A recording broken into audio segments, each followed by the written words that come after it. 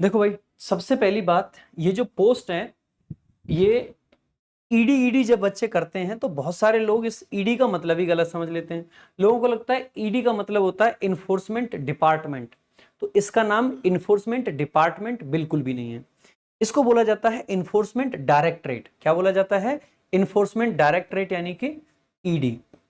दूसरी चीज, बहुत सारे लोगों को लगता है कि जैसे एमईए में एएस हो जाते हैं, सीएसएस में एएस हो जाते हैं, रेलवे में एएस हो जाते हैं, एएफएचक्यू में एएस हो जाते हैं, वैसे ही ईडी में भी क्या जाते हैं? एएसओ। तो ऐसा बिल्कुल भी नहीं है। ईडी में असिस्टेंट इन्फोर्समेंट ऑफिसर जाते हैं, यानी कि वहां असिस्टेंट सेक्शन ऑफिसर होता है, यहाँ पे इन्फोर्समेंट ऑफिसर होता है। जैसे कि इसके नाम से ही समझ आ रहा होगा, इन्फोर्समेंट करना यानी कि कानून वगैरह को इन्फोर्स करवाने का इनका एक काम होता है। क्या क्या ये काम करते हैं, कैसे कैसे काम करते हैं, हर एक चीज को बड़े डिटेल में जानेंगे। इसको हिंदी में जो डिपार्टमेंट है इसको बोल देते हैं प्रवर्तन निदेशालय। प्रवर्तन निदेशालय इसका हिंदी में एक्चुअल में नाम है, और बाकी इंग्लिश में इन्फोर्समेंट डायरेक्टरेट इसको बोला जाता है। सीजीएल की सबसे पावरफुल जॉब्स में से एक है। इसका जो लोगो है वो आप देख पाएंगे, ये इसका लोगो है ईडी, प्रवर्तन निदेशालय इस पे नीचे लिखा हुआ है, और सत्यमेव जयते इस पे नीचे लिखा हुआ है। ठीक है, तो ये है। अब एक बार बता देते हैं कि आज की क्लास में हम क्या क्या जानने वाले हैं। सो टेबल ऑफ कंटेंट्स क्या क्या है।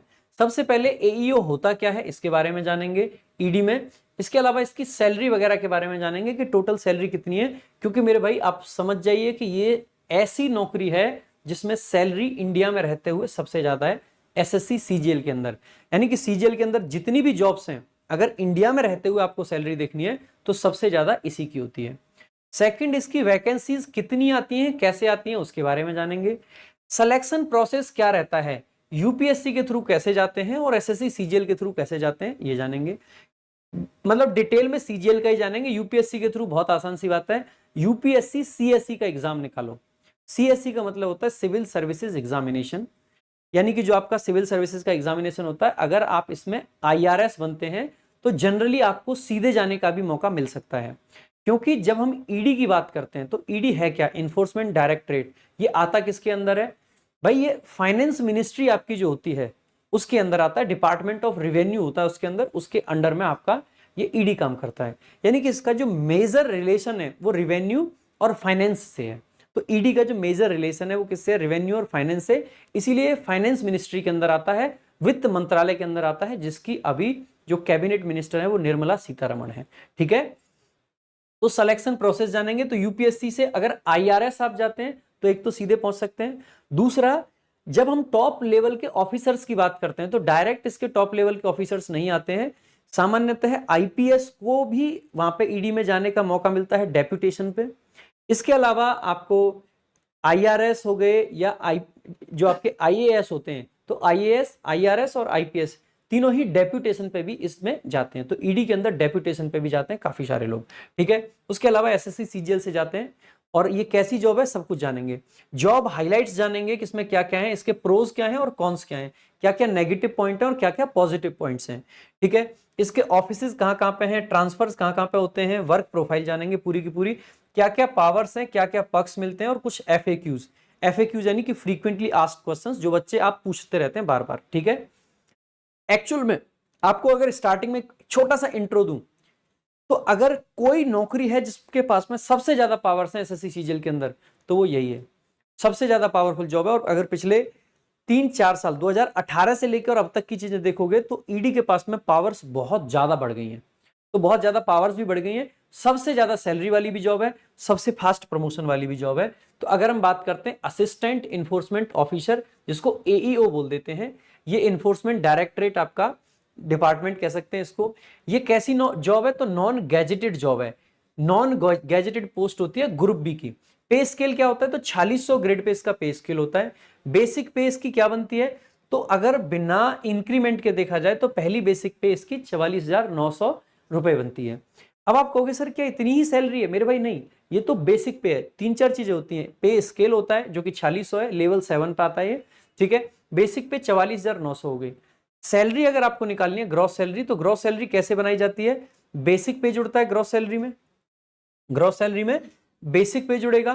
बेसिक पे के ऊपर डीए लगता है। डीए होता है डियरनेस अलाउंस, जिसको हम बोलते हैं महंगाई भत्ता। और डीएनएस अलाउंस अगर 2024 की बात करें तो 50% है। इसके अलावा आपका एचआरए लगता है। एचआरए एक्स, वाई और जेड तीनों सिटीज में अलग अलग होता है। एक्स में 30 है, वाई में 27 है और उसमें 24 है। ठीक है, 3-3% कहा जाता है। इसके अलावा मेरे भाई टीए आपको मिलता है, जिसको हम ट्रांसपोर्ट अलाउंस बोलते हैं। इसके अलावा इसमें एक स्पेशल इंसेंटिव अलाउंस भी मिलता है। क्या मिलता है? स्पेशल इंसेंटिव अलाउंस, जो कि 20% होता है बेसिक पे का। तो अगर मेरे भाई आप देखें बेसिक पे इसकी कितनी बनी, आप कहोगे सर कितनी बन रही है टोटल आपकी बेसिक पे? 44,900। इसमें 50% डीए, 30% एचआरए अगर आप दिल्ली में हैं, और इंसेंटिव कितना हो गया? 20%, यानी कि 100% ये बढ़ गया। यानी कि अगर टोटल सैलरी आप देखें प्लस में लगभग आपका 5-6 हजार रुपए का ये भी बन जाता है टीए। अदर्स को तो छोड़िए, तो ग्रॉस सैलरी आपकी कितनी बन गई? तो आप कहोगे कि 44 का डबल कितना? 45 का डबल 90, तो सीधे सीधे यही हो गया। 44,900 का डबल यानी कि लगभग 90,000, तो ये हो गया 5,000 के करीब ये हो गया। तो 93-94 हजार से ऊपर जाती है ग्रॉस सैलरी आपकी स्टार्टिंग की। इसके अलावा इसमें कुछ अदर अलाउंसेस भी होते हैं छोटे मोटे। ठीक है, तो आपकी स्टार्टिंग सैलरी 93 से भी ऊपर जाएगी। स्टार्टिंग सैलरी 93 से भी ऊपर जाएगी। ठीक है, तो आप इस तरीके से इसके बारे में जाना। अगर हम बात करें कि इसकी वैकेंसीज कितनी आती है एसएससी सीजीएल में, तो आप पाओगे 2024 में अभी तक वैकेंसीज क्लियर एसएससी ने नहीं किया कि कितनी है। आरटीआई की मदद से भी अभी ज्यादा इसके बारे में पता नहीं चल पाया है। लेकिन अगर आप एक ट्रेंड देखें तो 2022 में 24 वैकेंसीज थी, 2023 में 10 वैकेंसीज थी। अब आपकी 24 में कितनी आएंगी इसका आइडिया आप ऐसे लगा सकते हैं। वैसे तो मोदी जी को ईडी की काफी जरूरत पड़ रही है, तो वैकेंसी ज्यादा निकालनी चाहिए मोदी जी को, है ना। लेकिन फिर भी आप मान सकते हैं कि लगभग 20-25 वैकेंसीज आती है, इसीलिए इसकी कट ऑफ भी काफी हाई रहती है। ठीक है, इसकी कट ऑफ भी काफी हाई रहती है क्योंकि वैकेंसीज जनरली इसमें कम रहती हैं। कम वैकेंसीज का कारण भी बताऊंगा इसमें कम क्यों रहती हैं। ठीक है, कट ऑफ कितनी गई थी? 23 में 338 गई, जो कि नॉर्मलाइज्ड नहीं थी। 339 गई थी 22 में, जो कि नॉर्मलाइज्ड स्कोर था। ठीक है, अगर हम बात करें कि एग्जाम प्रोसेस क्या रहता है, इसका प्रोसेस क्या है, तो आप पाओगे पहले एसएससी सीजीएल का टीयर 1 का एग्जाम होता है। फॉर्म भरे जाते हैं, अभी फॉर्म भरे जा रहे हैं, आप भर सकते हो अगर आपने अब तक नहीं भरा है। फॉर्म कैसे फिल करना है इसके लिए मैंने रैंकर्स गुरुकुल पे वीडियो बना रखी है, आप उसको देख सकते हैं। ठीक है, टीयर 1 का एग्जाम 200 मार्क्स का होता है। इसके अंदर 25-25-25 सारे सब्जेक्ट के क्वेश्चन आते हैं, मैथ्स, इंग्लिश, रीजनिंग और जीएस के। हर क्वेश्चन 2 नंबर का होता है, नेगेटिव मार्किंग 0.5 की होती है।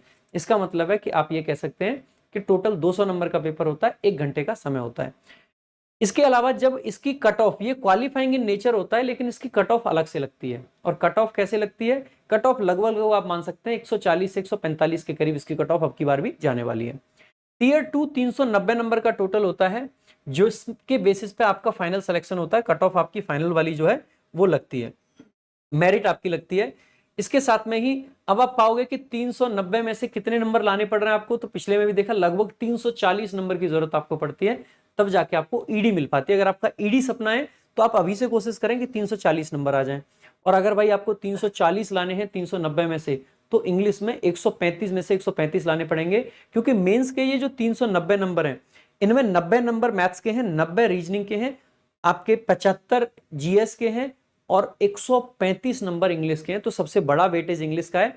तो अगर आप चाहते हैं ईडी में जाना, इंग्लिश अच्छे से पढ़ें। और भाई मैं अपने धर्म में कोई कमी नहीं छोड़ रहा हूं, डेली पढ़ा रहा हूं, डेली क्लास ले रहा हूं। अब ये आपके ऊपर है कि आप कितने रेगुलर रह पाते हैं। अगर हम बात करें टाइपिंग टेस्ट की, तो ध्यान देंगे इसमें टाइपिंग टेस्ट होता है।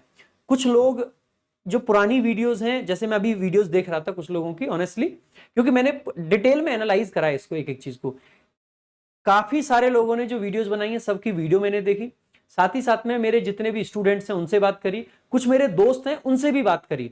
उसके बाद में आपके लिए ये, तो आजकल क्योंकि टाइपिंग टेस्ट जो वो मैंडेटरी है सारी पोस्ट के लिए, कुछ लोग क्या करते हैं, अभी रिसेंट में भी वीडियो बनाई है 1-2 लोगों ने, लेकिन वो कह देते हैं कि इसमें टाइपिंग टेस्ट नहीं है। मेरे भाई टाइपिंग टेस्ट है, क्योंकि अब एसएससी सीजीएल की हर पोस्ट के लिए टाइपिंग टेस्ट है। लगभग 28 की आपकी स्पीड चाहिए होती है। कंप्यूटर भी सबके लिए मैंडेटरी है, तो कंप्यूटर इसके लिए भी है। साथ ही साथ में डॉक्यूमेंट वेरिफिकेशन जो है अब एसएससी के द्वारा नहीं, जिस डिपार्टमेंट में आप जाते हैं उसके द्वारा की जाती है। इंटरव्यू जैसी कोई चीज इसमें नहीं है। इंटरव्यू इसमें क्या, सीजीएल की किसी भी पोस्ट में नहीं है। अगर आप एलिजिबिलिटी की बात करें तो एलिजिबिलिटी इस पोस्ट के लिए अलग से कुछ नहीं है। जो एसएससी सीजीएल की बाकी चीजों के लिए होता है वो इसी के लिए भी होता है। एज वही 30 साल तक के करीब में आप जा सकते हैं। बाकी इसके लिए कोई भी फिजिकल की रिक्वायरमेंट आपको नहीं होती है। जिस प्रकार से एक्साइज इंस्पेक्टर के लिए मैंने पिछली वीडियो में बताया था होती है, इसके लिए नहीं होती है। लेकिन इसके लिए मेडिकल टेस्ट आपका होता है। अब आप कहोगे ये तो हमने पहली बार सुना है। जी हाँ, मेडिकल होता है, लेकिन मेडिकल ऐसा नहीं है कि बहुत स्ट्रिक्ट होता हो। सिर्फ कलर ब्लाइंडनेस में थोड़े से स्ट्रिक्ट रहते हैं, कलर ब्लाइंडनेस आपकी नहीं चल सकती, पहली बात। तो कलर ब्लाइंडनेस का इसमें रहता है इश्यू, उसका ध्यान रखेंगे, ठीक है। तो अगर आपको बाई चांस कलर ब्लाइंडनेस है तो